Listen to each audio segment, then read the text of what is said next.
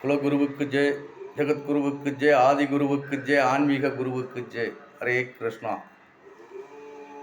இந்த பதிவு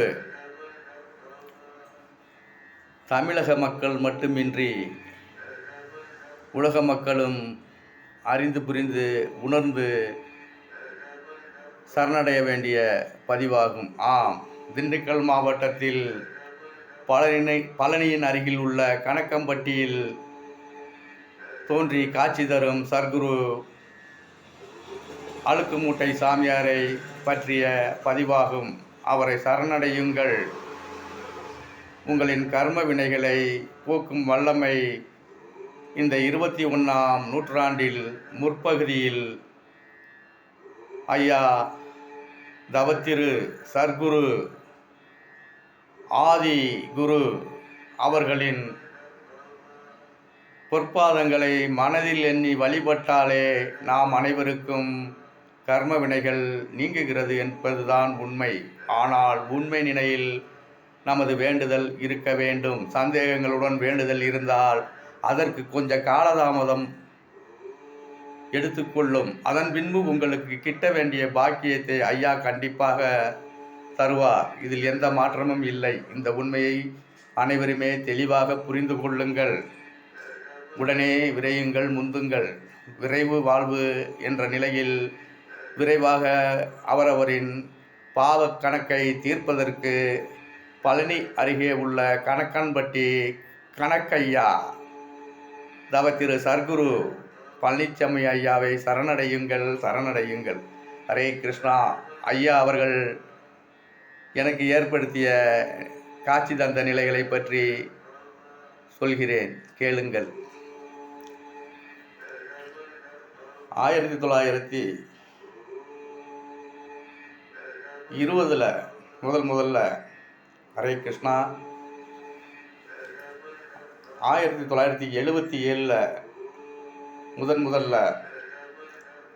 நான் மகா பெரியவாளை சந்தித்து ஆசி வாங்குகிறேன்.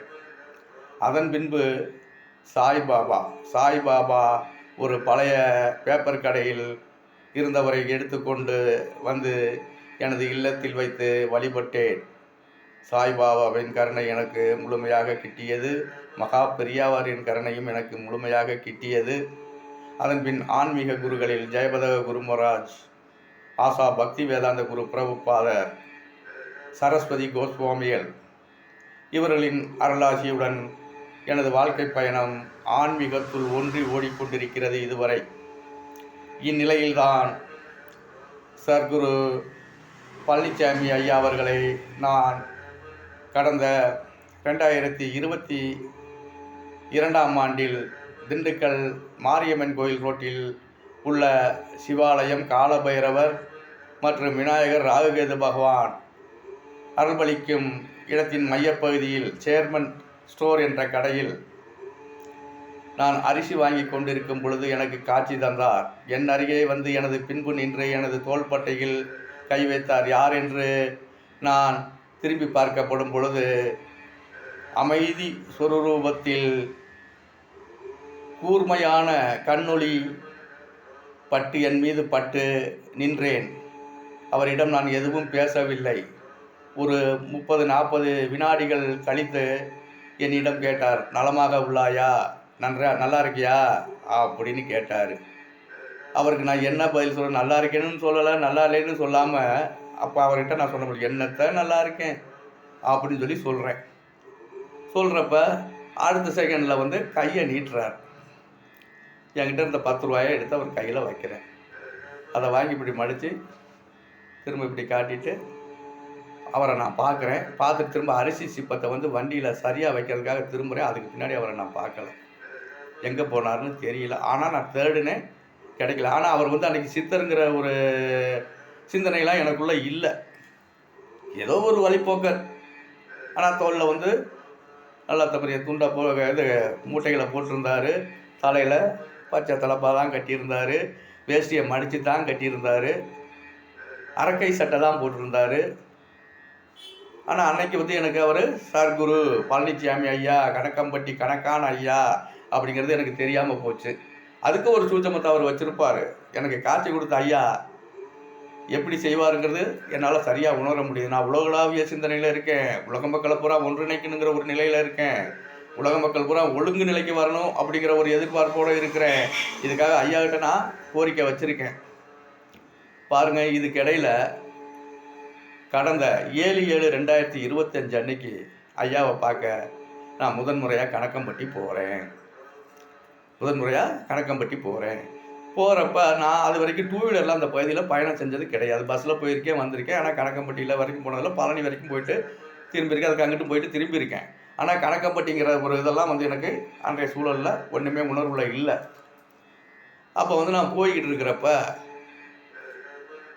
டூ வீலரில் போய்கிட்டு இருக்கப்போ இங்கிட்ட அங்கிட்ட எனக்கு வழி தடுமாற்றம் தெரியுது. எங்கிட்டா போகிறது, கணக்கம்பட்டி இங்கிட்டா அப்படிங்கிறது புரியாமல் நின்றுக்கிட்டு இருக்கேன். எனக்கு ஒரு 20 அடி தூரத்தில் ஐயா போலையே தோற்றம் உள்ள ஒரு நபர் முன் தோன்றார். நான் வண்டியை கொண்டு போய் அவர்கிட்ட நிறுத்துகிறேன். ஐயா எங்கேங்க? ஆனால் அது பஸ் ஸ்டாப் மாதிரியும் தெரியல எனக்கு. சும்மா பஸ்ஸெல்லாம் நின்று போகிற இடம் கிடையாது அது. ஐயா எங்கே எது வரைக்குங்க அப்படின்னு சொல்லி கேட்குறேன். தப்பி ஒட்டஞ்சத்திரம் வரைக்கும் தான் போகணும் அப்படிங்கிறார். வாங்கய்யா கொண்டு போய் விட்டுறேன். எனக்கும் கணக்கம்பட்டிக்கு வழி சொல்லுங்கய்யா. சாமியாரை பார்க்க வந்தியா? ஆமாங்கய்யா. சரி உட்காருங்கன்னு சொல்லி உட்கார வச்சு ஓட்டிகிட்டு போகிறேன். போகிறப்ப ஐயா நீங்கள் என்னையா பண்ணுறீங்கன்னு கேட்குறேன். நான் மில்லில் வாட்ச்மேனாக இருக்கேப்பா, நூல் மில்லில். அப்படிங்க. உங்கள் பேர் என்னங்கயாங்கிறேன். காளிமுத்துங்கிறாரு.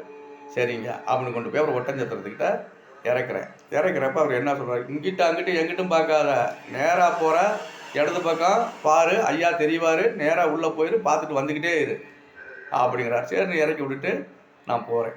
அப்படி போகிறதுக்கு இடையில வந்து ஒரு சம்பவத்தை வந்து நான் சந்திக்கிறேன். எனக்கு புகைப்பிடிக்கிற பழக்கம் இருக்குது.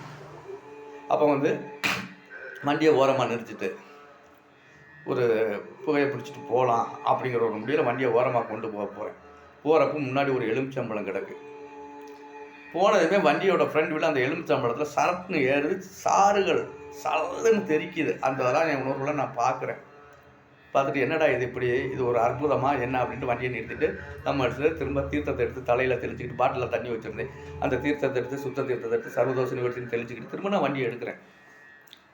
வண்டி எடுத்து போகிறப்ப அவர் சொன்ன மாதிரியே உள்ள நுழைஞ்சதுமே கணக்கம்பட்டி ஐயாவுக்கு உண்டான பாதை வந்து சரியாக போய்கிட்டே இருக்கு. கரெக்டாக போகிறேன், வண்டியை நிறுத்தி முடிச்சுட்டு ஐயாவுக்கு முன்னாடி இருக்கிற வழிபாடு அவர் ஆசீர்வதித்த இடம் எல்லாத்தையும் சுற்றி வந்துட்டு என்னால் முடிஞ்ச காணிக்கையை போட்டுட்டு நேராக ஐயாவோட சமாதிக்கு போகிறேன். சமாதிக்கு போய் கொஞ்சம் நேரம் உக்காந்துட்டு என்ன வேண்டுனேன் அப்படிங்கிறத பூராமே நல்ல விஷயங்களாக தான் வேண்டியிருக்கேன். ஆனால் அதை வந்து ஐயா நிறைவேற்றி தருவார். அந்த விஷயங்கள்லாம் என்ன அப்படின்னா உலக மக்களோட நன்மைக்கான விஷயம் மட்டுமே, வேறு எந்த விஷயத்தை பற்றி நான் ஐயா கிட்டே கேட்கலை, வேண்டலை. வேண்டிட்டு கொஞ்சம் நேரம் உட்காந்து தியானம் பண்ணிவிட்டு அப்படியே சுற்றி வந்தேன். வந்து ஐயாவோட எல்லா நிலைகளையும் பார்த்துட்டு விபூதியை வாங்கிட்டு வந்தேன். வர்றப்ப வெத்தலை மாலை போடலாம் அப்படிங்கிறப்ப அவங்க லேட்டாக ஆகும் கட்டுறதுக்கு அப்படின்னு சொன்னாங்க. சரி வெத்தலை மாலை போடாமல் ஐயாவோட ஃபோட்டோஸ் 2 வாங்கிட்டு கிளம்பிட்டேன். அதிக நேரம் நான் அங்கே இருக்கலை, கிளம்பிட்டேன். கிளம்பி வந்து நான் வீட்டில் எல்லாத்துக்கும் விபூதி எல்லாத்தையும் கொடுத்துட்டு செஞ்சுட்டு ஐயாவை மனசு நிறைஞ்சு வணங்கிட்டு இருந்தப்ப முந்தா நாள் இரவு நான் உறங்கி கொண்டிருந்த பொழுது கையை தட்டி 3 முறை தட்டுகிறார்கள். நான் உறக்கத்திலிருந்து எழுகிறேன். எழுந்ததுமே ஒரு ஆபரண கை இந்த வடிவில் நடுவில் ஒரு முத்திரையுடன் எனக்கு காட்சி தருகிறது. பெட்டிலிருந்து எழுந்தவுடன் அந்த கையை பார்த்து நான் வணங்குகிறேன். சரணாகதி அடைந்தேன். அதன் பின்பு பல நிகழ்வுகளை சந்தித்து கொண்டிருக்கிறேன். இன்று பகவான் யூடியூப் மூலமாக சர்க்குரு அவர்களின் வழிபாட்டு முறைகள், காலை மாலை இரவு வழிபாட்டு முறைகள் செல்போனில் எளிமையாக பார்க்கும் பாக்கியத்தை பெற்றுள்ளேன். நீங்கள் சர்க்குரு அவர்களை சரணாகதி அடைவதற்கு உண்டான நிலைகள் இன்னும் ஏராளமாக உள்ளது. அவரின் தூய்மையான ஆற்றல்களை உங்களுக்கு விரைவில் இன்னும் பல காணொளிகளில் வழங்க உள்ளேன்.